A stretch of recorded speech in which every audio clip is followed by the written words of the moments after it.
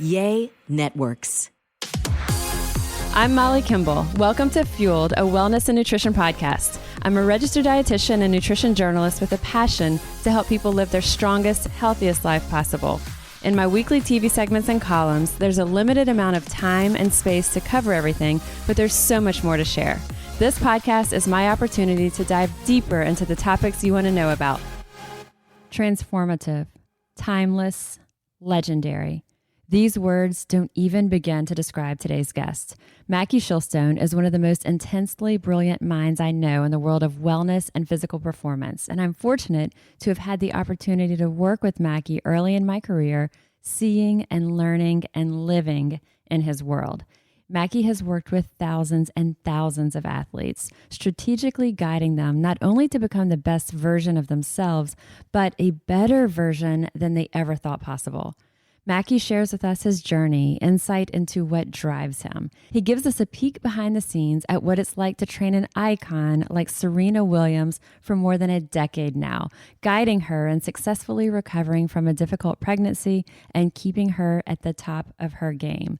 From what their first ever meeting was like to how he ended up officiating Serena's wedding to Alexis Ohanian, Mackie shares all of this with us. He also talks with us about the physical, mental, and nutritional strategies that he used to help get Linda Hamilton back into Terminator shape at age 61. And a typical bio just doesn't do it justice. It can't even begin to scratch the surface of all that Mackie does, all that he has accomplished and continues to achieve. But here goes. As America's premier sports performance manager and career extension specialist, Mackie Shilstone is one of our country's most influential fitness, wellness, and sports performance experts. Mackie has designed and directed hospital-affiliated performance and wellness programs at medical facilities across the Gulf South. His expertise has played a pivotal role in the success and longevity in a multitude of world-class athletes and celebrities. And more than 3,000 professional athletes and teams over the past 4 decades have sought Mackie's guidance, including Serena Williams, who has worked closely with Mackie for 11 years now. And while countless professionals, athletes, actors, law enforcement, special forces, all of these groups have received career-extending help from Mackie, he's also transformed the lives of hundreds of non-athletes, everyday people like us, who are struggling with health and weight problems, poor nutrition, a lack of motivation. Mackie, I'm so happy to finally be doing this podcast with you. Thank you. Well, Molly, thank you very much. It's an honor and pleasure to be with you. I watched you get started, which says I'm about 35 years older than you are. And I saw your evolution over time. And it's just wonderful to see what you've been able to accomplish, especially emanating from New Orleans. You know, I'm born and raised here, too. So you paved the way for everything that we do, Mackie. So thank you. I appreciate you saying that. And I appreciate what you've done to lay that foundation of wellness and to start to build that culture within our city, which actually brings me to, there's so much that you do. It's like, how do we, I've been thinking about it and planning around, how are we going to outline this podcast and the flow, because you do so much, you have done so much, and even up what's ahead on your horizon, it's just jam packed. So I'm like, how do we even cull this down to a manageable amount for a podcast? But so starting with, how did you get into this? The athletes that you train, the work that you do, when you started wellness was not common. Very few athletes had a dedicated trainer. So how did you get started in this field? What was kind of the catalyst? Well, it goes back a long way, Molly. It goes back to, I was born in 1951, so it was right after the World War II. I think the ultimate reason that I got into it, and I'll tell you, I did fall into it, but I got into it because my father, God rest his soul, passed away in 1989, and he got a chance to see me make history with Michael Spinks in the World Heavyweight Championship, and he got to see me introduced in the World Series when I worked with the San Francisco Giants. But what happened? My father was a company commander of Company A, 94th Chemical Mortar Battalion. He went into combat After graduating as a chemical engineer at Tulane, my father was pulled back, retooled at Camp Shelby in Alabama, and then sent in to be out in front of Patton's troops, his tanks, to be able to open the holes and bombard, take the town, and move, because then Patton's tanks could roll on by. And my father killed a lot of people. And my father's mantra was, son, I ate what my men ate. I saw the enemy first. I did what they did. And it was a mantra that I lived with. And my father came back out of combat, and I watched the evolution, and he became an alcoholic. And it was, I was an only child. And how can I put this so people can appreciate? My father never put a hand on me, never spanked me once. And I think it had to do with the number of people he killed in combat, both by destroying them, but then, but the game changer for me was when I was 58, and I took a tremendous amount of verbal abuse. I was told I'd never amount to anything. My grades went down. It was very traumatic for me as a child. And because there was no one to diffuse it on. And my mother would always tell me, son, your dad is Dr. Jekyll and Mr. Hyde. He's two different people. And God bless, my father was the bravest man I ever met in my life, and I loved him dearly. So I had this thing that I had to prove myself to be worthy to be his son. When the war was over, my younger uncle was a West Point graduate. He was going to go in now to fight in 51 in the Korean War, coming out of West Point. And he turns around and he asks my father's name is Cecil. My name is Cecil Maxwell Shilstone Jr. Mackie is my nickname. And he asked my father, he said, Cecil, what's it like in combat? And my father turned to him, and I never knew this story till I was 58, but I lived through it not knowing what. Mm-hmm. He turned to his younger brother, and he said, Jimmy, he says, I'm only going to tell you one thing. He says, at the Battle of the Bulge, we were ordered, when the Germans mounted a counteroffensive, to bombard a town and move in and take it. He says, I did as I was ordered and moved into the town. I was clearing the house. He said, Jimmy, I moved in and to a house, clearing one room, and I moved into a room, and there was a German moving in with me. I was just feet away from him. It was just him or me. And he said, Jimmy, luckily I shot first and solved the problem. And when that hit me at age 58, my life flashed before me. I had a complete understanding of what God put me on this planet to do. I witnessed and didn't know that every time my father would say things to me, and then the next day would want forgiveness and what have you, he would say, I'm so sorry, I'm so sorry. I came to understand at 58 years of age that when he would look at me and tell me that, I knew what he was saying to that, and he killed a lot of people, but to be in a room, a small room with the enemy, and only one would walk out. I knew what he was saying. I'm so sorry, because he saw the man's eyes when he lit him up with his Thompson submachine gun. And I said, I am here for a purpose. I never knew what I was here for. All those thousands of athletes that you saw walk through the programs that you helped were only there because I told them, follow me. I'll be your guide. I'll be your path. And I lived it. You know, my eating, my diet, my supplements hadn't changed in 50 years. And that's the driving force. And I'm not anything that you think I am. And I came to realize that I'm just a fixer. I'm going to fix the problem. I'm in the solutions business. I'm not in the problem business. So that's where it all came from. And having that understanding gave you that compassion for him that you likely didn't have quite so much of before that. My father sent me out with the alcoholism.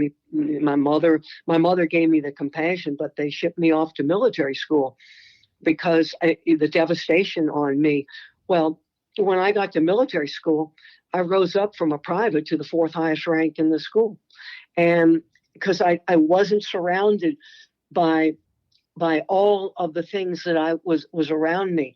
And again, as I tell you this, my father was the bravest man I ever met in my life. He wasn't afraid of anything. He could, in other words, he would say, I'm not afraid of anything I can't see. I mean, if I see it, I'm not afraid of it. And I believed him. And everything I did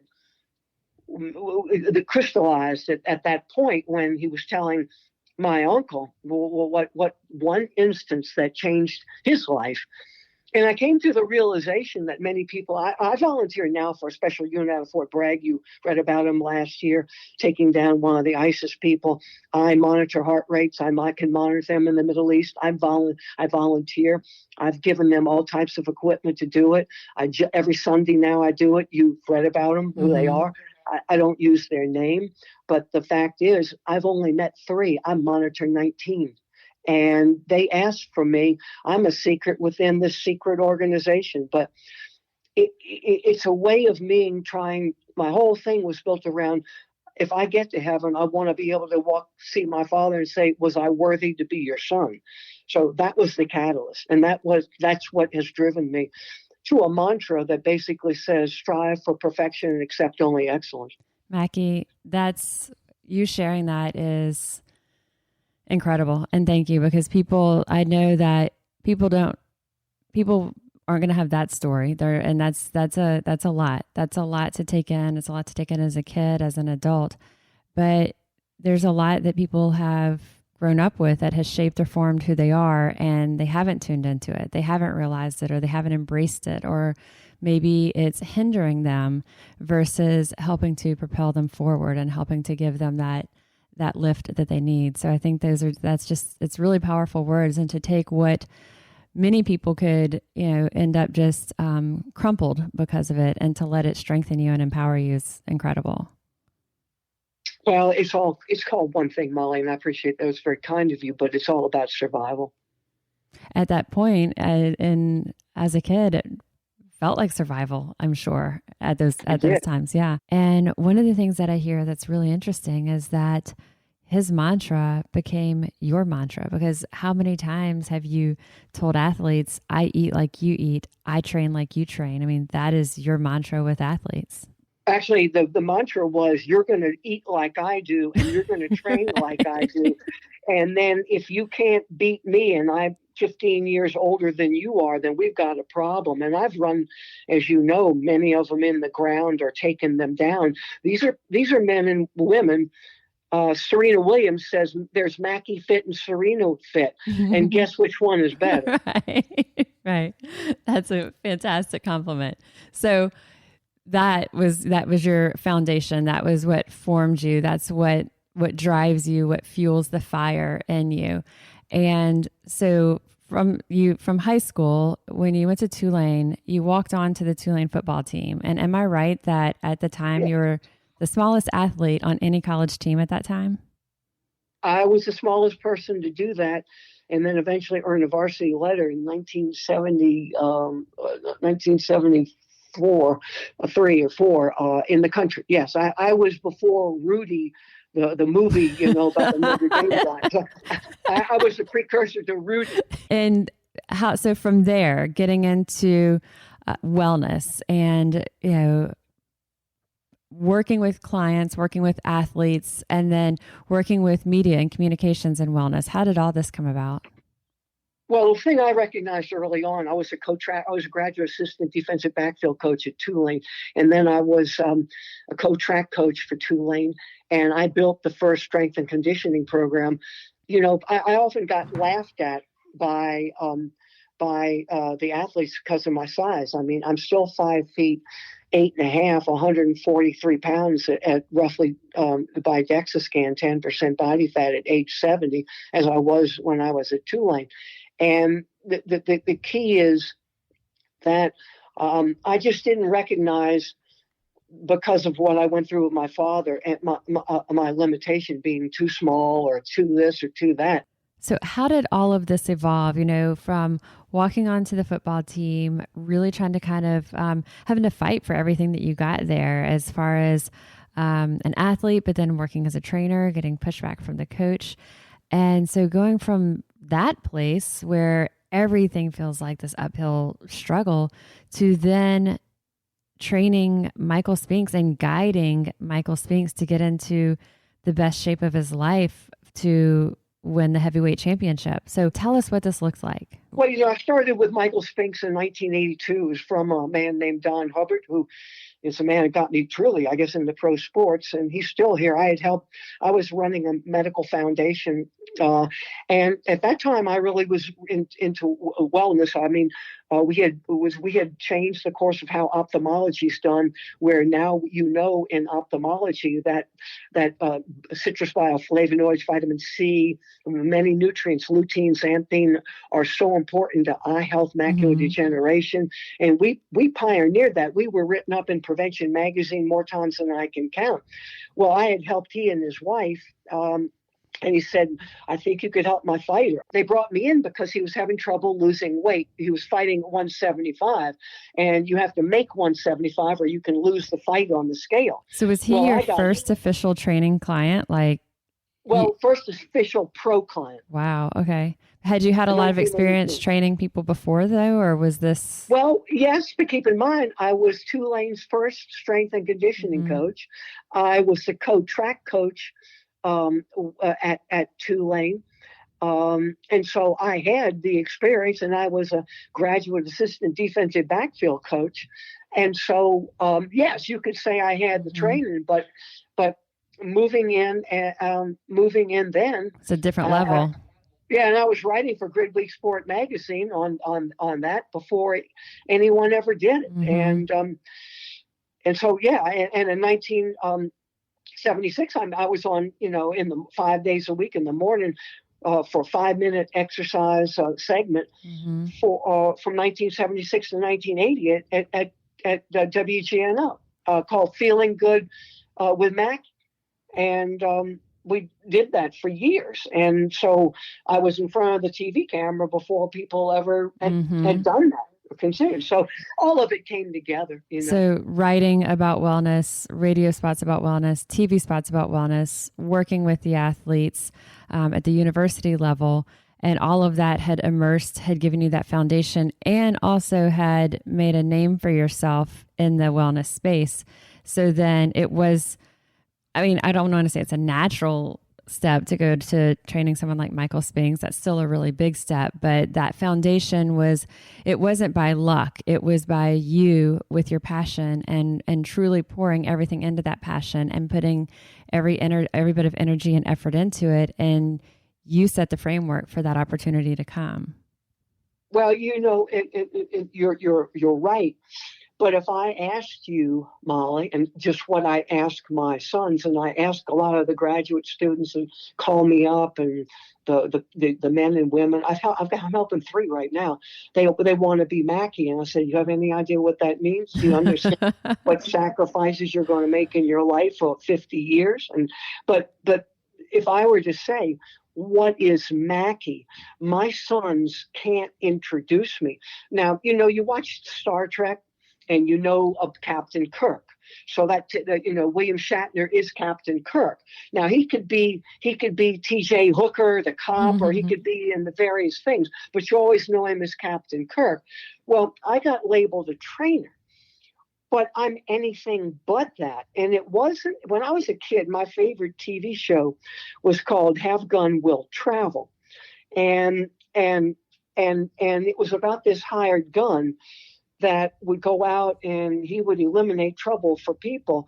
And then when he would leave, he would have on the chess set the knight. He would leave a knight sitting when he would walk out.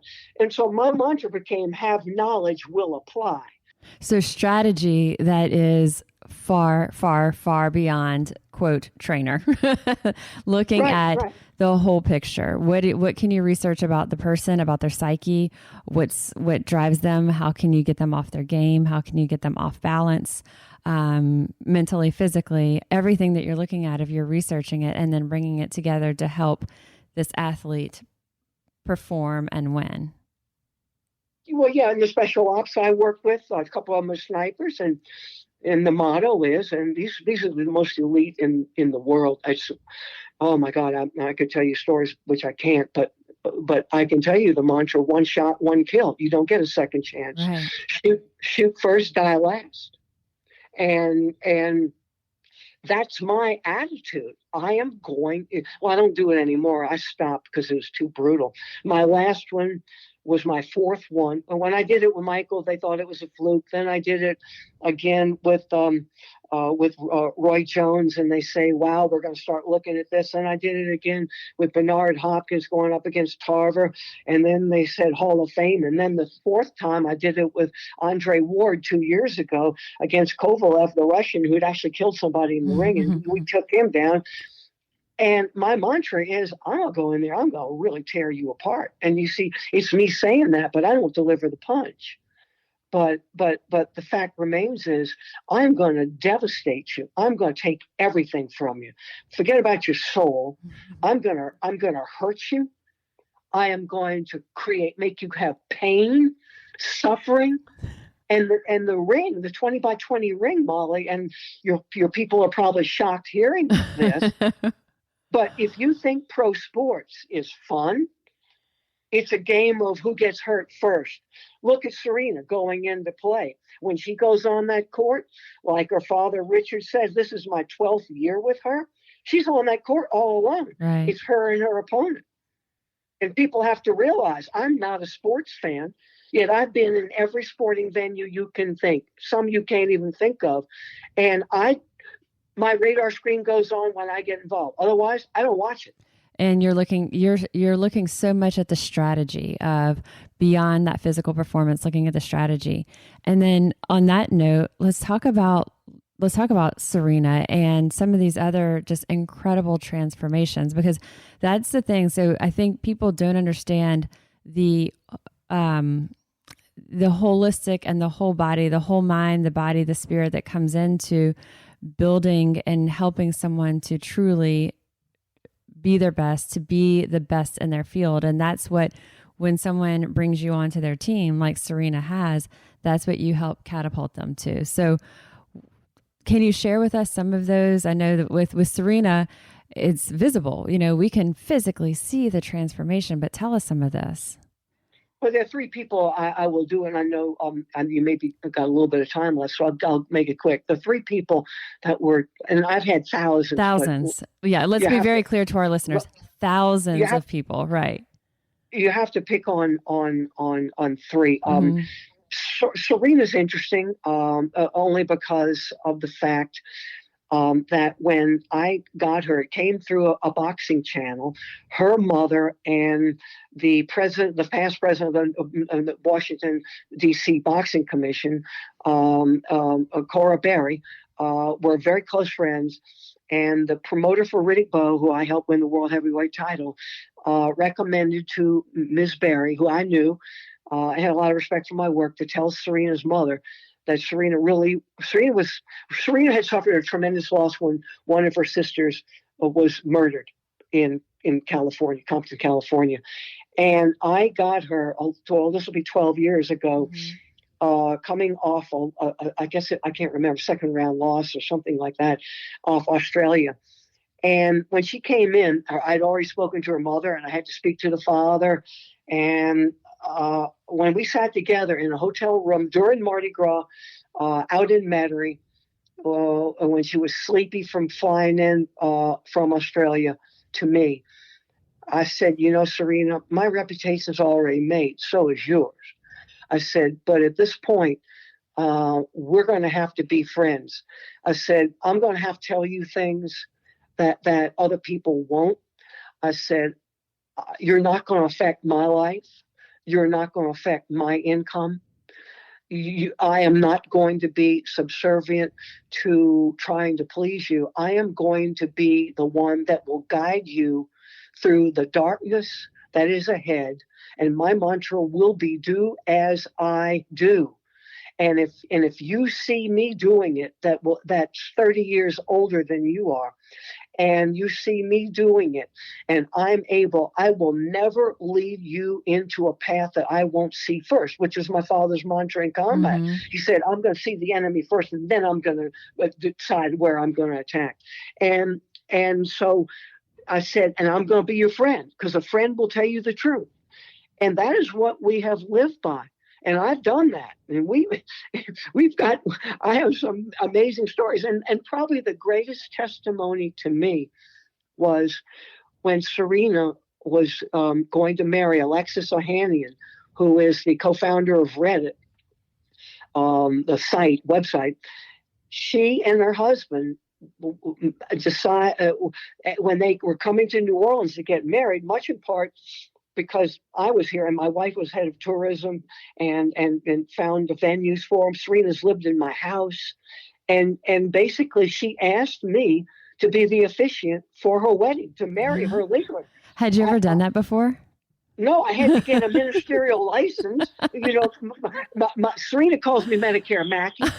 By the way, I got my first Social Security check yesterday, and I waited till I'm 70. So Medicare Mackie joins the elite, So with Serena, you've got the friendship, the closeness that has evolved over time, but what does that look like from a performance standpoint? So from that performance manager that, the strategy that you pull together, how does that interaction with Serena look? Well, I started out with Serena with her father, Richard Williams, and he taught me a tremendous amount, and I owe a lot to him. And then it evolved now to Patrick Moore-Tuglu. But typically, Serena has a coach, a hitting partner, a physical therapist, someone that prepares the meals, and then there would be a Mackie component. And I've handled the United States. I've been everywhere but Australia and France, and she has people that help her in France at her coach Patrick's academy. He has academy over there. But early on, I was doing 75 days a year, and I do about 25 now because it's been a long haul. But the way it goes down, I interact very closely with one of 4 physical therapists. There are 3 men and 1 woman, depending on what the venue may be. And I can interface in and bring in a chiropractor or whatever I feel that and explain to her why I think this is necessary. But typically, before I go in, and now remember, I've got 12 years under my belt. I know a tremendous amount about her. When she came in, she did initial assessing here 3 times in New Orleans. I got VO2 max, I got DEXA scans, I got all this kind of stuff. And when it comes to your training, you have on-court work that you would call skill simulation or technical. I'd call it technical. And then you have tactical. Tactical means at work levels. That means at specific heart rates. So if you're practicing the serve, that's technical. If you're practicing a forehand, tactical would be this. Volleying back and forth with your hitting partner for 3 minutes, take a 20-second break, and then start side to side, cross court diagonal shots for 8 to 12 seconds, a 20-second break, because that's what the game does, and then move like that. Then there is prehab work. That would be injury prevention and performance work. Performance work when you're away from a tournament. During a tournament, it's so easy to tire the athlete out. You cannot win in your training and lose on the court. So, like, for instance, right now, I was supposed to go in December, but COVID, of course, struck, and my son from Los Angeles was coming in. So we made a decision I would rejoin her in the middle of March, because as it stands now, the Miami tournament is off, and then the Indian Wells in California, I've been to both of those Indian Wells only once, is postponed. So get her ready for the French. The clay court is very tough because clay is unforgiving. When the ball drops, it drops. There's a low bounce. You have to be able to bend your knees. So your point, winning a point, takes anywhere from 12 to 20 seconds, whereas on hard court, where she is now, you could take 8 to 15 seconds, and on grass, which is the fastest surface, you might be lucky if you get it a point. I mean, you'll be around 8 to 10 seconds. So the thing about the clay is that you do a lot of sliding. So Eric, I did 10 years in the National Hockey League with the St. Louis Blues. So doing all the Eric hiding, skating side to side on a slide board, all of that is the French Open. Well, what we will do, you've got to remember that the changeover, but between when you've played enough games, when the players walk to the other side, is 1:30. The break between the sets literally has come down to around 2 minutes. Sometimes with TV time, it goes a little longer. And then the ball is to be in play every 20 seconds. So that's your work to rest ratios. It isn't changing. And so what we do is I use heart rate telemetry, much like I use my special forces, all of them. And on my phone, she can be 100 yards away, and I can put that on my arm, and I can make her run with me, and I can see where her heart rates are, and I can drive her. I know where they have to be. And the mantra is fatigue makes cowards of us all. Mm-hmm. And one drill that we do, we call it the Mackie short shuttles.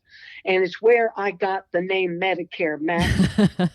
Is we were out on the grass in Palm Beach Gardens in a park. And the short shuttle is very effective for the NFL because of the sprints. So what you have to do is this. You start out and lay out 50 yards. But again, I'm not using for distance. She will never run 50 yards in tennis. Remember, she'll have to defend 1,000 square feet on half a court. Remember, it's 39 feet from the baseline to the net. And the women now are using the additional 20 feet to the wall. That means there's a potential total to cover of 1,000 square feet. And so, they're 5,280 feet in a mile. So in a match, you might run. They determined in the last U.S. Open last year, the men were running 3 months on a court that's from baseline is 39 feet, and the addition to the wall is 20. So what I'm interested in, you run down 50 yards and get back in 19 seconds with 19 seconds recovery. All right. Now, down and back in 19 seconds, that's exactly the time that you get between your opponent serving or you serving. So you do 6 of them, and then you get a 2-minute break, just like what you do in the match. And then you run 40 yards down and back. But Molly, when you run 50 yards down, you're running 100 yards because you got to run down 50 and back. Mm-hmm. So you got to run 6 down and back 100 yards. So that's 600 yards, 19 seconds down and back, 19 seconds recovery, 2-minute break. Then you got to run 40 yards down, 40 yards back, and you got 16 seconds. With 16 seconds recovery, you got to do 8. You get a 2-minute break. Then you got to run 30 yards down and back. That's a total of 60 yards. You got to do it in 12 seconds recovery. You got to do 10 of them. Then you got to run 20 yards down, 20 yards back. You got to do 12 of them. You get a 10-second recovery, 2-second break. Well, when you add up the down and back, that's 72. So we were out running that day, and so when if she doesn't make a time, like 19 down and back, and I make it, I say, sit it out. So she would get the time for me to finish and then the 2 minutes. And it got to a point where she didn't complete it. And I had in my wallet, when we were finishing up, my Medicare card. I threw it down on the ground and I said, Medicare Mackie just ran you in the ground. That is a disgrace. And she looked at me, put her hands on her head, and I said, don't worry, you're not the first I've done that to. And so the next time when we did it. What a challenge to her, right? Well, she comes out and does it. You would have thought she won the Grand Slam. I said, well, okay, you did it. Show me what you're going to do next time. She's like, I'm not letting this happen again. Yeah, well, no, we do it. And if I say the Mackie short shuttle, you can see her eyes roll up, And don't think we won't do it for the French Open along with the Mackie long shuttle, which I did today, right down from Oxnard by the Sewage and Water Board plant on Claver. And I did that. I beat Bernard Hopkins in the ground doing that, because it's 3 minutes with 3 minutes rest. She's going to do that. She doesn't know it yet. It's the do as you do. So with That's Serena, right. you work with her on the performance aspect. You work with her on the recovery, like you said, the chiropractor, as well as physical therapists, and then meal prep, nutrition. So again, looking at that full strategy that every aspect is perfected as much as possible. Well, it's fixing the situation. And so I'm also Reverend. And from the Terminator movie, I'm the Machinator. And so that leads me to Olinda Hamilton. And, Olinda Hamilton, I got a call from James Cameron. Well, if people aren't familiar with Linda Hamilton, you know her arms from the Terminator. And she was in, was it the first Terminator? How many years ago? Well, she was in 1 and 2. Okay. Years ago. Right. Every woman knows the Sarah Connor arms. Well, so I didn't, I'd seen the movie. And so a man named James Cameron called me. So my son in Hollywood is the social media director for one of the biggest Hollywood magazine, Deadline Hollywood. He oversees 3 brands for Penske Media Group, which is the largest of its kind. It's a $1 billion company, and he's social media director. So he knows all this doggone stuff. And so I have to reach him. I said, damn, Scott, who's this guy, James Cameron? He says, oh, my God, Dad, you know who's calling you? I said, no, who is it? He says, Dad, you love Titanic. You love Terminator. You love Avatar. I said, so what? He said, he's the creator. And, of course, my son Spencer, the business side of the house, is Dad. He's a billionaire. I said, so what the heck does he want me for? So I call him back. I was out in front of my house, standing out in front, and he's in a casting meeting. I don't know what, and his secretary, hold on, Mr. Shilstone, he's looking for you. And I said, Mr. Cameron. And he says, please call me James. He says, Mackie, I've been searching for you. And I said, what can I do for you, sir? And he says, I got a project if you want to take it on. And I said, James, in your world, you have fake blood. In my world, I'm going to draw your blood and leave it on the ground. And he laughed, and I said, my cartoon characters bleed. Your cartoon characters have stunt men and women. So he says, basically, here it is in a nutshell. I've got a project for an action movie, and no, it's not Avatar, that I'm going to co-produce, and I want you to take a 61-year-old woman and get her ready to do stunts. I said, a 61-year-old woman? What do I want that for? And he says, for one reason, Mac, you will be able to change Hollywood, and you have made history so many times. You were perfect for this. I sought you out. And I said, okay, why? He says, they throw women away at age 40 in Hollywood. I said, what? He says, they're done. He says, you pull this off, you will change Hollywood. Well, Molly, I was the first one to help a woman back during my tenure with you at Oxnard, at Elmwood Fitness Center. And we helped a woman to pass the test to be the first woman on the Shell Oil Company offshore platforms. We broke the barrier. And for the NOPD, when they had revolvers years ago, as opposed to the Glock, a woman had to squeeze off 6 shots in 5 seconds, like a man did, and they weren't doing it. I broke that barrier. So when he said that, I said, well, here's the deal. Number one, I am going to put her through medical like you don't know exists. And I said, I just did it for Peyton Manning when he decided he wanted to try one more year to go to the Super Bowl. And I said, I do it for every client. And if she doesn't drop dead there, she'll have to survive 3 weeks with me. And my 3 weeks are going to be brutal. And he said, fair enough. And I said, I will not be able to discuss the results because I would violate the HIPAA laws, which is the protective laws, the Health and Portability Act of 1996, protecting people. And he says, you got it. So Linda goes through the testing, which I actually did with Oxford's cardiology station, where I had been, and my program was as director of health and fitness for the Heart and Vascular Institute. And I have to make sure that all my people aren't going to drop dead on me. It would be embarrassing for me. Well, let's also kind of set the stage. The original Terminator, I just did a quick search. It was 1984. So she was in the first and second Terminator. And Linda Hamilton's arms were just like, wow. I remember seeing it and being like, because back then women didn't train, they didn't work out like they do now. And maybe they were skinny, but they weren't so fit and muscular. And she was just in incredible shape. So that's 1984. So we're looking at 25 years later. And she is at this point, like you said, 61, and she didn't look the same. She looked like, I think, she looked like a 61-year-old that you would think, your mom or something else. Yeah. What we had to do, and I'll move on to Ozzy, but what we had to do when I got her through all the testing, we did determination of heart rate zones. We did, I had orthopedics. They gave me a big budget. We built a training center in a house that she bought. I brought in Oxner therapist John Guido, who travels with me. I brought in Pure Bar. I had dietary manipulation. I had food delivered to the house. I did the training.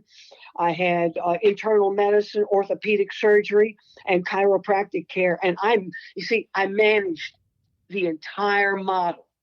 And that's the difference. A trainer wouldn't, because right. When they were looking to pay me, my rate was like $100 an hour more than the highest paid trainer in Hollywood. And they said, wait a minute, you're $100 more than, I forget what his name is. And I said, well, then go get him. I'm not interested. Right. And they did get me. And then when Cameron got the pictures of Linda. Yeah, try to describe it for us. It's incredible. I'll ask our listeners to just do a Google and you'll see it. But try to describe the transformation. Well, I can tell you this, as you know in your work, that just because you have a small woman, and at 61, average age of menopause is 51, and when the movie came out, she was 63. We trained for an actual year. In terms of the longest continuous running project in 43 years, Linda was the longest because I was there 4 and 5 days a week and everything else was added. And I must say it was brutal. She got knocked down. We broke holes in the wall in the bottom of her house, slamming medicine balls. It was brutal. How did she feel about it? What was her reaction? How did she perceive it? The 3 weeks with me was also 3 weeks because Linda says, I don't know, Mackie, if I'm going to sign the contract for this movie because I don't want to embarrass myself. And I said, if you survive me, Linda, I know I'm not going to kill you, but I may break you down. My medical screenings beyond your wildest dreams. And I said, I may break you down. You may not want to do it. I have to tell you, of all the people I've ever worked with, Linda Hamilton may have some of the greatest will, determination I have ever witnessed. She got literally knocked down in our training and got back up. Everything, and she did it with a great attitude. But inside that small body, she was carrying visceral fat. She was carrying excess fat. When we got done, we brought her, and we did DEXA scanning, which is normally used for bone mineral density, but I was the first one in our state at Oxford when I was with you, we did all DEXA scanning. And that means we took a device that's used for bone mineral density where there's a medical reimbursement for insurance, where it can look at body comp, but you have to reprogram it. But no one cared about it because there was no reimbursement code. Well, Linda Hamilton got down to 12% body fat, which is unheard of for a woman of that age. Right. And her DEXA scans changed such that some of the doctors, and I was never able to reveal it because that was private information, but the doctors involved in this could see it because they were precluded from the same law as I were. But they were literally, they said, this should be in the textbook. We've never seen anything like that. That's incredible. Well, it's not because of that. So anyway, Linda went on, did her stunts. The 18-year-old woman, new actress in it, had to have a stunt double. And Linda fired weapons and literally with blanks, but fired them with the kick. Wow. And I so she love that, did. like, one of the first things you're saying is, I'm not going to kill you, but when those are the first words out from someone, she's really strongly considering, do I want to do this? Yeah. Well, she did, and she's Yeah. at the end of 3 weeks, she signed the contract. And to close out the story, James Cameron, when he saw the pictures, when we were asked to send them, he says, "Mackie, I am going to tell you." Let me quote Arnold Schwarzenegger. When he saw Linda coming in 25 years ago for Terminator 2, and Arnold said, "Oh my gosh, Linda, you look ripped and shredded." He said, "Mackie, that sums it up." He said, "I don't know how you did this, but it is Wow. going to change everything." And Well, I said, it's a team effort. I'm only one cog in the wheel, and they're just great people on my team. And I may be the team leader, but each and every one of them down the line was critical. and it's The a last team one is- approach, but you had that strategy of pulling that entire team together. Molly, I guess you could realize it when I say it, but all sports, like Netflix, is just simply entertainment. We tend to get caught up in it. I can be emotional during the match or during the boxing. I've been in the corners. I was introduced at the World Series. I've been on the sidelines of the Super Bowl. I've been in the bench of the hockey, and you just name it.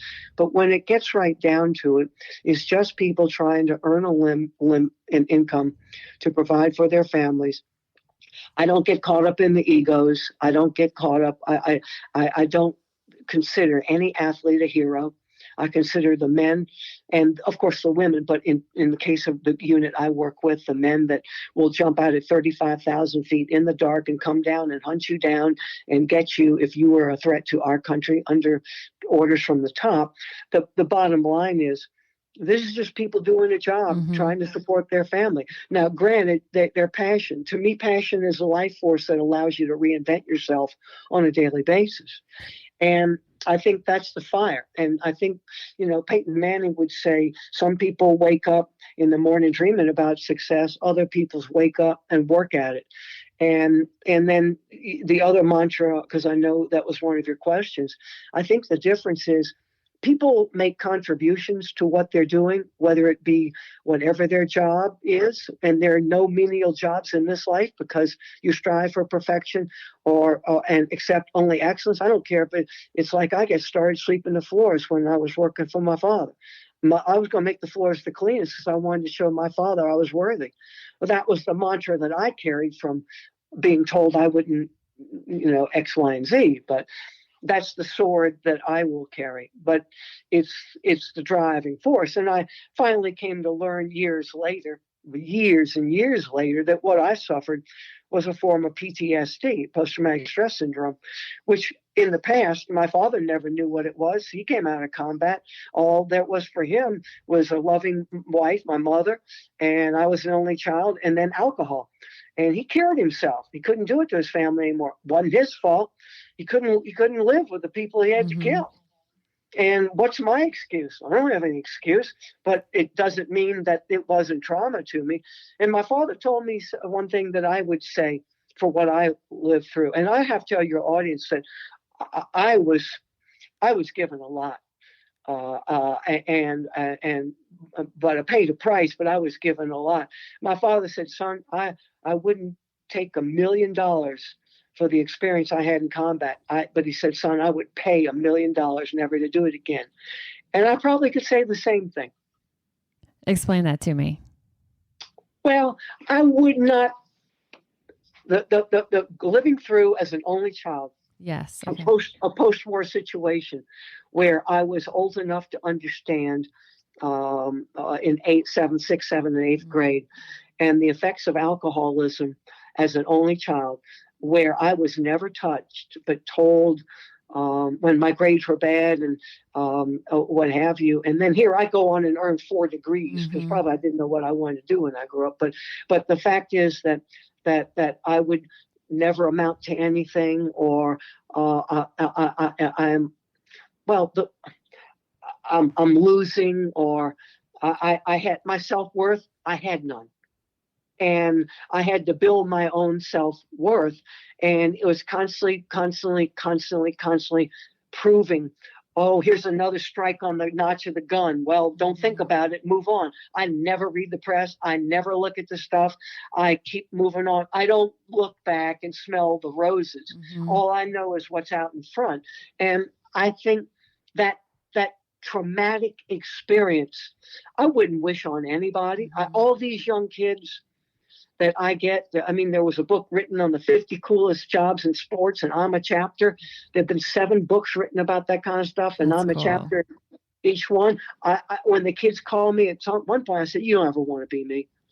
You never want to be me. You have no idea what it's going to take to be me.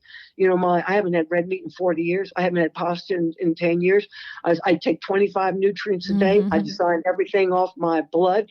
I don't eat past 8.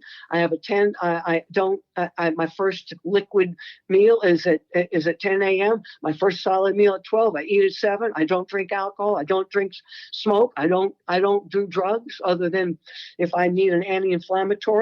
I follow a strict eating plan, and other people, and I never relent. And it is just been driven in me. No one will do that. Right. Why would you ever want to make that sacrifice? But that sacrifice has been life-changing for so many people. The sacrifice that you have made and the role that you have played in so many people's lives beyond athletes, from athletes to everyday people, you have changed and positively influenced so many people's lives. And so that sacrifice, you know, I don't know if we can ever say that it's worth it, but it sure seems like it's had a significant impact on so many. And I think, you know, something that has kind of been something we've talked about it a little bit throughout is the idea of, you know, striving for all this to make your dad proud. And you talked about, like, when you're in heaven and you see him, do you think that you have? What do you think that he would say? I would say, 12 years ago, or 10 years ago, Bill Capo did a 12 for the road on me, where he would non-alcoholic drink, and they picked 12 people. And he pretty well got this story. And I simply said, if I'm lucky enough to make it to heaven, I can find my father and mother. I want to turn to my father, and I'm going to say, Daddy, did I do okay? What's his response? I'll have to, well, I'll wait for you to get there and I'll tell you. Deal. I have a feeling I know what his response will be. I think that we all do. And when we think about the clients that you've worked with, these big names, they're larger than life, but they're people like we are. And to me, it's inspiring to hear, because on the outside, we see these transformations. We would see, Linda Hamilton and what she looks like in the Terminator most recent movie as a 61-year-old. And you would think, well, she's always had it that way, or she's genetically gifted like that, or the same with Serena. And so to hear the perseverance, the consistency, the relentlessness that these athletes have to get to this point, it's incredibly inspiring. And I think it lets us all see kind of what we can strive for. Are we in that class of athletes? No, likely not, most of us. But I think for all of us, it allows us to think about what we can improve and where we can tighten things up in our own lives, and where we might be faltering a little bit or a little bit sporadic. And so where can we learn from this and have that follow through, the persistence, the consistency that is essential for success? Well, as I said, and you basically said it in a few words, it's basically commitment over contribution. What are 3 things that you would tell someone listening? Okay, because we've talked about a lot. And, I think someone may think, oh my gosh, if I was going to go to Mackie for guidance, there might be blood. There's probably going to be tears. but in reality, what are three things that you would say most people aren't doing? They think they're doing everything right. They think they've got it all together. You hear how people say it. Oh, I eat right, I exercise, but I'm still not seeing the results. We hear this all the time. What are 3 things that people, or even one big thing that person who thinks they're doing everything that they're probably not doing, that we can all start doing? Well, in a global sense, it's three words: focus, intent, and purpose. Focus, intent, and purpose. I think if you have those three global attributes, there's not anything you can't do. I think the problem people make, and again, Molly, you lived through me through 7 years in Oxford. You were the diet, sports, nutrition, lifestyle. You saw it, and you saw the people really had to make a decision that this is something that they were going to do. I mean, I'm preaching to the choir, but and I can do that as a minister, but the fact is I know you want me to say, well, you take this pill or do this. It's not. No, I like these three. I think focus, intent, and purpose, because what's your goal? What's your purpose, and why? What's our intent?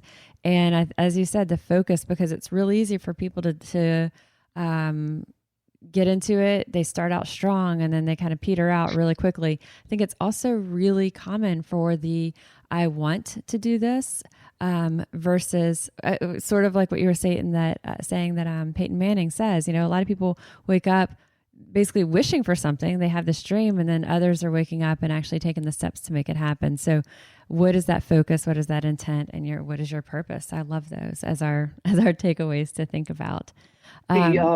The only thing you might add is this, and I've learned a tremendous amount since 2012 volunteering my time with these special operators, is they make a statement. One of them specifically is like a son, my third son, and they're deployed right now. Basically, he says the enemy, it could be your opponent, it could be your disease, it could be whatever, but the enemy always has a vote. And that's an interesting statement if you just translate it to your world. Like if you have a disease like diabetes, it always has a vote. But if you know what its vote is, then you can mitigate it. And that, I think that is the key. And it gets back to your preparation and planning. Plan, performance, perfect planning equals perfect outcome in theory. So I think people need to find what is the enemy or the opponent in their life, and what is the vote that it has. And if it's voting too much, remember, you could sum me up as this: if you do the same thing the same way, you're going to get the same outcome you've been getting. You get. So what I've done my entire existence to affect change is whatever the way they're doing it, and I'm going to have to beat them, I'm not going to do it the way they're doing it. It's not going to be that way. Mm-hmm. And that's what I do. I do things like trying to break your nose. Mm-hmm. I've tried to broke your jaw. I'm going to come at you out of nerve, or in Serena's case, I'm always telling her, take the body shot. You can always apologize. I mean, a ball comes in on a bounce 120 miles an hour and you get hit in the chest. That's going to back you up, isn't it? I don't want to go up against any athletes that you're working with. Well, but that's the key. And Molly, I will tell you, one of the greatest things, and it's horrible to say, but if you can instill fear in your opponent, that is a great thing. And here's what you have to do to your opponent. The greatest weapon my athlete has is instinct. And the only way you can affect instinct is to make the opponent think. The minute they start thinking, they don't see the punch that's going to hit them. And that's true of life. Mm-hmm. Yeah. Yeah. And fatigue is a moderator of greatness. And I learned a long time ago, if I could squeeze my opponent's heart by creating a fatigue state, then I could take King Kong down to his knees. And outperform anybody. And exactly right. And I don't care how big you are. Remember, it's not the size of the animal in the fight. It's the size of the fight in the animal. So with that, with everything that the knowledge you have, everything that you can bring to our listeners and share, how can someone find out more? Where does someone find out more of information, knowledge, guidance that they can get from you? Well, I think the easiest thing is keep following or listening to Molly's podcast. Oh, thank you. But in reality, you can one of two things. You can go to MackieShilstone.com, MackieShilstone.com, and you can sign up for Mackie Mail. I have 22,000 people who open it every week, and you get information on money, like discounts in our 2 GNC stores. And for those people around the world listening, my son Spencer has Maxwell, MAXWELL nutrition.com, and it is a content-driven, multi-platform, science-based nutrition wellness supplement platform where much of my stuff will cross over. So you get Mackie Mail on Wednesday. You're able to listen to, I have a simple podcast. My son in Los Angeles set it up for me. I never even thought about that. And this week will be number 85. Right. And it's called Maximum Wellness. And I'm sure like yours, mine's on Apple and Spotify and all the venues. And it's only 6 to 8 minutes. I do it myself. And there's a script that comes with it. And then I have a column that's on wwltv.com every Wednesday, and it's available to 64 other TV stations around the country. And then this year I start my 24th year on WWLWUPL with Workout Wednesdays, where we do segments, and then you can get that. We send that to you. So everything's free. I have nothing from my end on my site to sell you. I have everything to give you. My son's site allows you to go directly to it and order. His products and his vendors are all made product in the United States. And if you want to see a tremendous amount of research, you can go to, again, Maxwell nutrition.com, and you will be able to pick research from across the board on wellness topics. And down at the bottom, there is a link for something for open access research. So in the body of the website, all the research is taken and culled down into 700 words. But if you actually want to read the research, it's all itemized on that website. And there are podcasts on there. There are 85 of them. Right. In fact, literally, you can, Spencer should get your podcast on there, because there are 85 right now, but he's going to be expanding podcasts for people to listen to. And so that's kind of the information. I'll link to all of these. So I'm going to link to maxwellnutrition.com. I'm going to link to MackieShilstone.com. And in our podcast notes, we'll be linking to all these. And I'll put the note that that's where you would sign up for the Mackie Mail. And then we can link to your podcast, the Maximum Wellness Podcast, the column, and the Workout Wednesdays. We can put links to all of those in the podcast notes. And I'll also say about Mackie's GNC locations, while they're here in the New Orleans area, so everyone, if you're listening outside of the New Orleans area, it may not apply, but it is impressive how well informed and how much of a great resource the people who run and manage and work in Mackie's GNC stores are. I think if you go to a lot of GNCs, you might feel like you're getting sold to, you're kind of getting talked at, and it's, you feel a little bit like it's a sales pitch. And when you walk into Mackie's stores, the education that Mackie has in his own head, he's imparted much of that knowledge into the managers and the store staff, and you get that when you walk into them. So it's a definite, you definitely feel the difference in the culture as you walk into your stores. Well, you're very kind. We have for all our employees what's called the Mackie College, and we have Tulane Department of Kinesiology graduate students, one right now, Sophia, who takes the research that I do, which includes videos to educate our team. We're the only franchisee in the country. We have 2 stores, one out by you, Molly, in Elmwood Shopping Center, and the other one right across from Walmart in the Westgate Shopping Center in the city of Kenner.